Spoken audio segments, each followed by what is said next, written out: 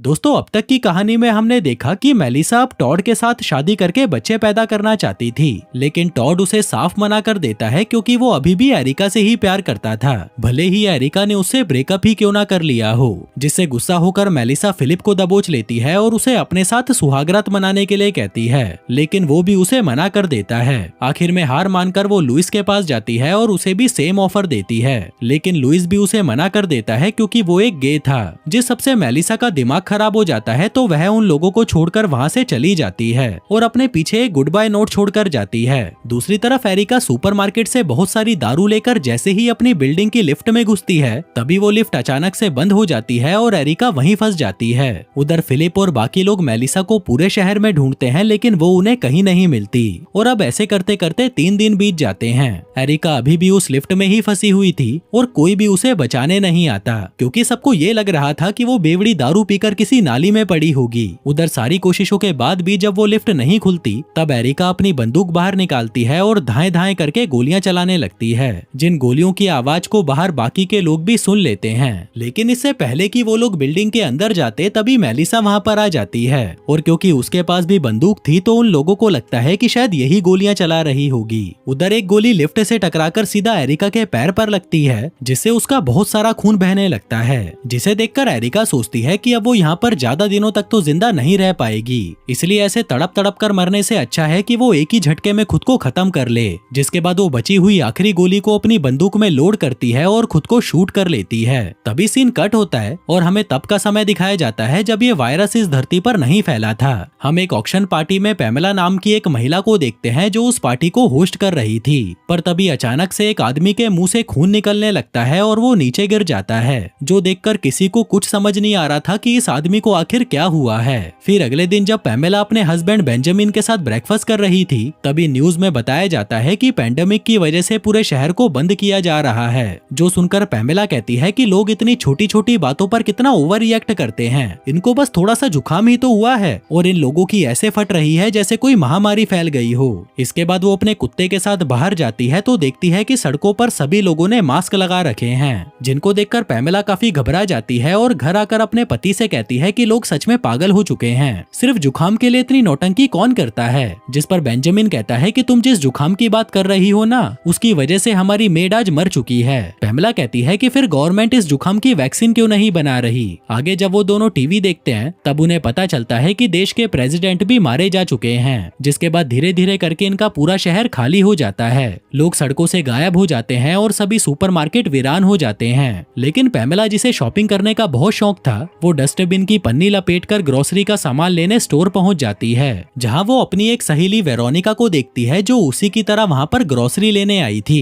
Pamela उससे उसका हालचाल पूछती है और कहती है कि इस वायरस से बचने का कोई तरीका नहीं है क्या, जिस पर वेरोनिका उसे एक बंकर के बारे में बताती है जहां पर वो अपने पति के साथ रहने जाने वाली थी। फिर अगली सुबह जब पैमेला सोकर उठती है तो देखती है कि उसका पति उसके साथ में नहीं था। पैमेला उसे पूरे घर में ढूंढती है और पाती है कि उसके पति ने अपने आप को एक कमरे में बंद कर लिया है, क्योंकि अब वो भी इस वायरस से इन्फेक्ट हो चुका था। तभी बेंजामिन पैमेला को वहां से जाने के लिए कहता है, जिस पर पैमेला कहती है कि मैं तुम्हें छोड़कर कहां जाऊंगी। बेंजामिन कहता है कि वो सब मुझे नहीं पता, बस तुम यहाँ से चली जाओ। जिसके बाद वो दोनों आखिरी बार एक दूसरे को गुड बाय बोलते हैं और पैमेला खुद को अच्छे से कवर करके सीधा अपनी दोस्त वेरोनिका के घर पहुंच जाती है। लेकिन वहां जाकर वो देखती है कि वायरस की वजह से वेरोनिका भी मारी जा चुकी थी। तभी पैमेला को उसके कमरे में से एक फाइल मिलती है जिसमें उस बंकर का पता लिखा हुआ था, जिसके बारे में वेरोनिका ने उसे सुपरमार्केट में बताया था। जिसके बाद पैमेला अपने कुत्ते के साथ उस बंकर की तरफ निकल जाती है, जहां पहुंचकर वो देखती है कि इस बंकर में सभी तरह की सुख सुविधाएं थीं, यहाँ तक कि वहां बहुत सारे हथियार भी रखे हुए थे। तभी उसे वहां पर एक बड़ी सी एलईडी दिखाई देती है जो एक ड्रोन से जुड़ी हुई थी, जिसकी मदद से पैमेला पूरे शहर पर नजर रखने लगती है। खैर, अब ऐसे ही टाइम पास करते करते 2 साल बीत जाते हैं और फिर एक दिन पैमेला उस बंकर से बाहर निकलने का फैसला करती है, पर तभी उसका कुत्ता भी उसे छोड़कर चला जाता है, क्योंकि वो पैमेला के साथ रह रहकर परेशान हो चुका था, जिस वजह से पैमेला पूरी तरह अकेली पड़ जाती है। ऐसे ही एक दिन जब वो टाइम पास करने के लिए ड्रोन उड़ा रही थी, तभी उसे एरिका दिखाई देती है जो बाहर बैठी दारू पी रही थी। लेकिन इससे पहले कि पैमेला उसे कोई सिग्नल दे पाती, उस ड्रोन की बैटरी डाउन हो जाती है और वो वापस से अपने चार्जिंग स्टेशन की तरफ जाने लगता है। जिसके बाद पैमेला उसे फटाफट चार्ज करके वापस उसी आइलैंड की तरफ ले जाती है और देखती है कि टॉड, गैल, एरिका और कैरल उस ड्रोन की तरफ बोर्ड दिखाते हुए कहते हैं कि हमसे डरने की जरूरत नहीं है, हम अच्छे लोग हैं। लेकिन तभी मेलिसा वहाँ पर आकर उस ड्रोन को उड़ा देती है, जो देखकर पैमेला को बहुत दुख होता है। लेकिन अब उसे ये तो पता चल चुका था कि कुछ लोग अभी भी जिंदा हैं और वो सेफ्टी के लिए सूट या मास्क कुछ नहीं पहन रहे, मतलब कि वायरस अब खत्म हो चुका है। इसलिए अब वो पूरे 3 साल बाद उस बंकर से बाहर आती है और फिलिप और उसकी गैंग से मिलने के लिए उस आइलैंड की तरफ निकल जाती है। जिसके बाद कहानी वापस से प्रेजेंट में आती है। यहाँ पर लुइस अभी भी उस प्लेन को उड़ाने की प्रैक्टिस कर रहा था।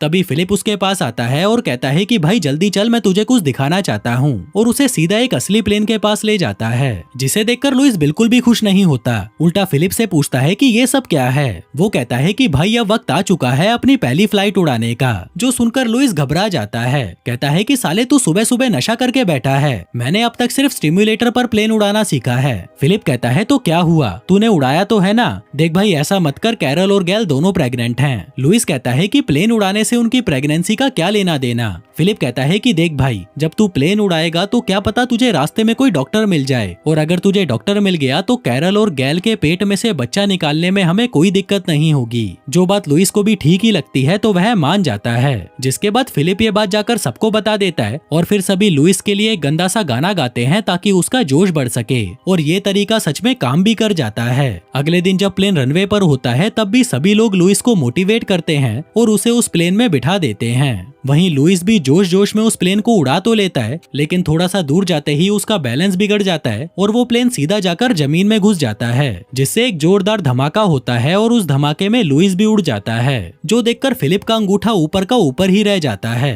कहता है कि भाई तू सही बोल रहा था, तू प्लेन उड़ाने के लिए तैयार नहीं था। खैर अब सभी लोग मिलकर उसे श्रद्धांजलि देने लगते हैं। फिलिप कहता है कि भाई हमें तेरे जाने का बहुत दुख है, तू वो हीरो था जो कभी प्लेन नहीं उड़ा सका, तूने फालतू ही इतने महीनों की ट्रेनिंग ली, इससे अच्छा तो तू अपना मुंह बंद करके चुपचाप बैठा रहता तो अभी भी जिंदा होता।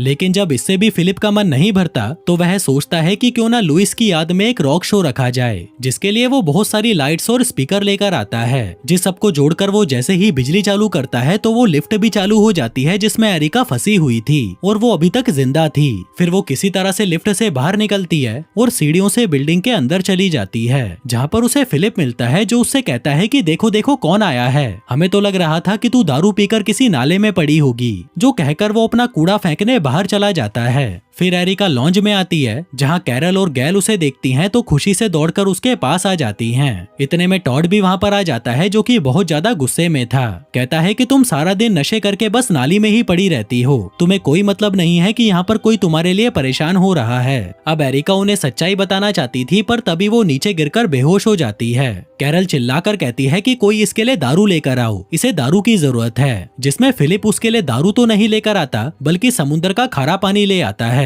ताकि इसका नशा कम हो सके। लेकिन एरिका उसे पीते ही थूक देती है और उनसे कहती है कि अबे गधों, मैं 10 दिनों से लिफ्ट में फंसी हुई थी और मेरे पैर में गोली लगी थी। जो सुनकर वो सभी हैरान रह जाते हैं। एरिका बताती है कि ये बिल्डिंग रहने लायक नहीं है, अगर आज ये लिफ्ट चालू नहीं होती तो शायद कल तक मैं मर जाती। फिलिप कहता है कि चल फिर मुझे थैंक यू बोल, क्योंकि मैंने ही लाइट चालू की थी जिस वजह से तू बच गई। जिसके बाद सभी उसे एक एक करके गले लगाते हैं। एरिका पूछती है कि लुइस और मेलिसा कहाँ पर हैं? जो सुनते ही सभी एकदम से चुप हो जाते हैं कि अब वो इसे क्या ही बताएं। लेकिन फिलिप जो हर जगह अपनी नाक घुसाता था वो एरिका से इधर उधर की बातें करने लगता है, जिससे वो समझ जाती है कि लुइस भी टपक चुका है और पूछती है कि कैसे मरा वो। कैरल बताती है कि बस एक छोटा सा प्लेन क्रैश हुआ था। जिसके बाद वो उसे मेलिसा को दिखाते हैं जिसको इन्होंने काफी दिनों से इस कमरे में बंद कर रखा था, क्योंकि मेलिसा का अब कोई भरोसा नहीं था, ये कभी भी कुछ भी कर सकती थी। आगे एरिका को आराम करने के लिए उसे उसके कमरे में भेज दिया जाता है। फिर अगले दिन एरिका और कैरल सेम कपड़े पहनकर अपनी फोटो खिंचवाती हैं। जिन फोटोज को जब कैरल ध्यान से देखती है तो उसे झीलों की दूसरी तरफ एक अजीब सी चीज दिखाई देती है, जिसको दिखाने के लिए वो सभी लोगों को वहाँ पर बुलाती है और कहती है कि देखो ये क्या चीज है जो हिल भी रही है, क्योंकि हमारी अलग अलग फोटोज में उसकी जगह बदल रही है। जो देखकर किसी को कुछ भी समझ नहीं आ रहा था तो इसका पता लगाने के लिए वो लोग भेस बदल कर उस जगह पर नजर रखने का फैसला करते हैं। लेकिन इस बार उन्हें वहाँ पर कुछ भी दिखाई नहीं देता। गैल कहती है कि हमारे पीछे एक वीरान घर पड़ा है, चल वहाँ जाकर देखते हैं, क्या पता हमें वहाँ पर कुछ मिल जाए। लेकिन वहाँ जाकर भी उन्हें कुछ नहीं मिलता, सिर्फ इस योद्धा वाले नकाब को छोड़कर। गैल कहती है कि इस कमरे के अंदर जो सामान पड़ा है उसे देखकर ये साफ हो जाता है कि इस नकाब को पहनने वाला कोई और नहीं एक लड़का है, और वो लड़का काफी दिनों से हम लोगों पर नजर रखे हुए है। फिलिप कहता है कि शायद वो वायरस फैलने के बाद अकेला रह गया होगा, इसीलिए मुझे लगता है कि उसे हमारी जरूरत है। जिसके बाद वो उसे बुलाने के लिए अलग अलग तरकीबें लगाने लगता है, लेकिन काफी कोशिशों के बाद भी वो लड़का बाहर नहीं आता। अब क्योंकि कैरल और गैल प्रेग्नेंट थी, इसलिए फिलिप उन्हें घर छोड़ आता है और फिर से उस लड़के को ढूंढने लग जाता है। लेकिन काफी कोशिशों के बाद भी जब वो उसे नहीं मिलता तो फिलिप वहीं जंगल में ही सो जाता है। फिर अगली सुबह कैरल और गैल उस लड़के के लिए खाना लेकर आती हैं, जिस खाने को घर के अंदर रखने के बाद वो तीनों वापस अपनी बिल्डिंग की तरफ रवाना हो जाते हैं। लेकिन तभी वो देखते हैं कि वो लड़का उनकी गाड़ी के पीछे लटका हुआ था, जिसे देखते ही वो तीनों जोर जोर से चिल्लाने लगते हैं। तभी अगले सीन में वो लड़का बिल्डिंग में बने झूले पर झूल रहा था, जिसे सभी लोग बड़े गौर से देख रहे थे। अब किसी तरह उन्हें उसका ये नकाब उतरवाना था, जिसके लिए गैल पिज्जा लेकर आती है, जो देखकर उस लड़के के मुंह में पानी आ जाता है तो वो तुरंत अपना नकाब उतार देता है। फिर सभी उससे उसका नाम पूछते हैं, पर वह कुछ नहीं बोलता, इसलिए वो लोग उसका नाम जैस्पर रख देते हैं। तभी फिलिप कहता है कि जैस्पर का कोई परिवार नहीं है, इसलिए अब से मैं इसका बाप बनूंगा और इसकी पूरी जिम्मेदारी उठाऊंगा। जिसके बाद फिलिप जैस्पर के साथ रहने की बहुत कोशिश करता है, लेकिन जैस्पर इसे बिल्कुल भी भाव नहीं देता और चुपचाप एक जगह पर पड़ा रहता है। ऐसे ही एक दिन जब सभी बिल्डिंग के बाहर होते हैं, तभी उन्हें एक टूटा हुआ तारा दिखाई देता है, जो कि बहुत बड़ा और सुंदर लग रहा था। लेकिन वो कोई तारा नहीं बल्कि एक सैटेलाइट थी, जो खाली पड़े हुए घरों में जाकर गिरती है। जिसके बाद 6 महीने बीत जाते हैं। हम देखते हैं कि जैस्पर अब बोलने लगा था और गैल और कैरल के भटूरे भी पूरी तरह फूल चुके थे। उधर मेलिसा की हरकतों में काफी सुधार आ चुका था, इसलिए टॉड आज उससे शादी कर रहा था। फिर शादी के बाद जब वो दोनों सुहागरात मनाने लगते हैं, तभी वहाँ फिलिप टपक जाता है और कहता है कि जल्दी आओ, मैं तुम्हें कुछ दिखाना चाहता हूँ। जिसके बाद वो सभी को इकट्ठा करता है और कहता है कि मैं कैरल की खुद डिलीवरी करना चाहता हूँ, जिसके लिए मैं पिछले 6 महीनों से प्रैक्टिस कर रहा हूँ। जो सब उन लोगों को दिखाने के लिए उसने जेली के अंदर एक बच्चे की डमी डाल रखी थी, लेकिन जब वो उस डमी को बाहर निकालता है तो वो जेली पूरी तहस नहस हो जाती है और वो डमी भी उसके हाथों से नीचे गिर जाती है। जिसे देखकर एरिका कहती है कि तू डिलीवरी नहीं करेगा, बल्कि ये काम मैं करूंगी। जो सुनकर फिलिप सड़ी सी शक्ल बना लेता है। एरिका कहती है कि अगर तुझे डिलीवरी करने का इतना ही मन है तो तू मेरी मदद कर देना, तेरा शौक भी पूरा हो जाएगा और बच्चा भी सुरक्षित बाहर आ जाएगा। तभी वहाँ पर गैल आती है और कहती है कि मेरी थैली फट गई है, जल्दी से मेरी डिलीवरी शुरू करो। जिसके बाद उसे डिलीवरी रूम ले जाया जाता है, जहाँ बहुत ज्यादा दर्द होने की वजह से गैल बेहोश हो जाती है। वहीं एरिका को कुछ भी समझ नहीं आ रहा था कि इस सिचुएशन में वो क्या करे, इसलिए वो सब कुछ छोड़ छाड़ कर किताब में पढ़ने लगती है कि ये बेहोश क्यों हुई है, जहाँ उसे पता चलता है कि ये ऑक्सीजन की कमी के कारण हुआ है। अब उन लोगों के पास ऑक्सीजन तो थी नहीं, इसलिए वो उसे नमक सूंघाते हैं और नमक सूंघते ही वो तुरंत होश में आ जाती है। लेकिन उन लोगों की मुश्किलें अभी कम नहीं हुई थी, क्योंकि वो बच्चा पेट में उल्टा घूम गया था, जो एक बड़ी समस्या थी। तो सभी मिलकर एरिका की मदद करते हैं और धीरे धीरे बच्चे को घुमाने की कोशिश करते हैं। वहीं फिलिप को वहां से भगा दिया जाता है, तो वह जैस्पर के साथ वाटर पार्क में मजे करने चला जाता है। लेकिन तभी उसे एक पहाड़ के पीछे बहुत तेज आग लगी हुई दिखाई देती है, जिसे देखकर वह जैस्पर को लेकर उस पहाड़ की तरफ निकल जाता है। वहीं गैल जैसे तैसे करके बच्चे को बाहर निकाल ही लेती है, जो देखकर सभी लोग बहुत खुश होते हैं, क्योंकि बच्चा बिल्कुल स्वस्थ था। उधर फिलिप और जैस्पर उस आग के नजदीक पहुंचते हैं, जिसके बाहर तार की फेंसिंग लगी हुई थी और वहां पर लिखा हुआ था न्यूक्लियर पावर स्टेशन। जिसे पढ़ते ही फिलिप बुरी तरह घबरा जाता है, क्योंकि अब यहाँ पर रेडिएशन फैलने में ज्यादा वक्त नहीं बचा था। इसलिए फिलिप दौड़कर जल्दी से वापस आता है और सबको ऊपर छत पर बुलाता है। कहता है कि तुम्हें कुछ दिखाना है, और जैसे ही वो लोग उस आग को देखते हैं तो उनके होश ही उड़ जाते हैं। एरिका पूछती है कि क्या तुम्हें पक्का यकीन है कि ये न्यूक्लियर ब्लास्ट है? वो कहता है कि हाँ, मैंने अपनी आंखों से देखा था कि न्यूक्लियर पावर प्लांट में आग लगी हुई थी। मेलिसा कहती है कि दोस्तों, क्या छत पर खड़े होकर इस आग को देखना सेफ है? मतलब क्या पता थोड़ी बहुत रेडिएशन हवा से यहाँ पर भी आ रही हो।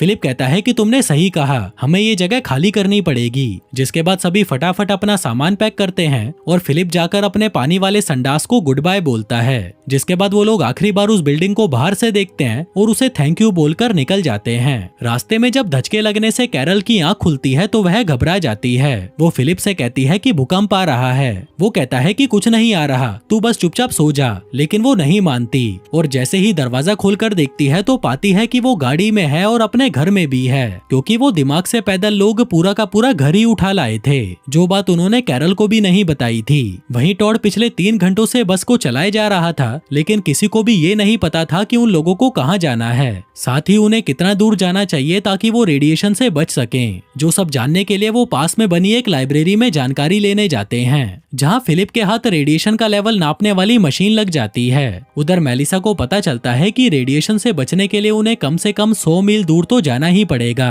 फिलिप कहता है कि हम और ज्यादा सेफ्टी के लिए 200 मील दूर चले जाएंगे। तभी कैरल पूछती है कि वो सब तो ठीक है, पर हम उस बिल्डिंग में वापस कब जा सकते हैं। एरिका कहती है कि लगभग 20,000 साल बाद, जिसके बाद भी ये पक्का नहीं है कि वहाँ पर रेडिएशन कम होगा या नहीं। टॉड कहता है कि चलो फिर कोई ऐसी जगह चलते हैं जहाँ पर कोई न्यूक्लियर पावर प्लांट ना हो। एरिका कहती है कि देश में न्यूक्लियर पावर प्लांट हर जगह पर है, इसलिए चाहे हम कहीं भी चले जाएं हम सेफ नहीं होंगे, जो देखकर सभी लोग डर जाते हैं। तभी गैल कहती है कि देखने में तो मैक्सिको सेफ लग रहा है, शायद हमें यहीं पर जाना चाहिए। जिसके बाद वो सभी मुंह उठाकर मैक्सिको की तरफ निकल जाते हैं, लेकिन उनकी किस्मत इतनी खराब थी कि उन्हें वहां जाकर पता चलता है कि मैक्सिको की तो पहले ही बैंड बज चुकी है, क्योंकि यहाँ का पावर प्लांट पहले ही उड़ चुका था। इसलिए वो वापस लॉस एंजलिस जाने का फैसला करते हैं, लेकिन वहाँ पर भी एक खतरा था, और वो खतरा था मार्क, जो उन्हें कभी भी आकर मार सकता था। वहीं जिस घर को वो लोग अपनी बस के पीछे घसीटते हुए ले जा रहे थे, उसमें फिलिप ने जलती हुई मोमबत्ती रख दी थी, जो धचके लगने की वजह से नीचे गिर जाती है और वो घर जलने लगता है, जिस पर किसी का भी ध्यान नहीं जाता और वो लोग पूरे शहर में धुआं उड़ाते हुए घूमते रहते हैं। जिस धुएं को देखकर एक अनजान गाड़ी उनकी दिशा में आगे बढ़ने लगती है। वहीं जब तक उनको पता चलता कि घर में आग लगी है, तब तक वो पूरा घर जलकर भस्म हो चुका था। जिसके बाद वो सभी एक बड़ी सी यॉट ढूंढने लगते हैं, ताकि वो लोग उसमें बैठकर समुद्र के बीच में जा सकें, जिससे ना तो उन्हें रेडिएशन से कोई खतरा होगा और ना ही मार्क से। जिस काम में मेलिसा उन लोगों की मदद करने लगती है। जिसके बाद वो सभी एक यॉट देखकर उस पर चढ़ जाते हैं। तभी वो अनजान गाड़ी भी वहां पर पहुंच जाती है, जिसमें से एक आदमी उतरता है और उनकी तरफ बढ़ने लगता है। जो आदमी कोई और नहीं मार्क था। वो फिलिप पर अपनी बंदूक तानकर कहता है कि बेटा अब तो तू गया, जिसे देखकर वो सभी लोग डर जाते हैं। और इससे पहले कि वो गोली चलाता,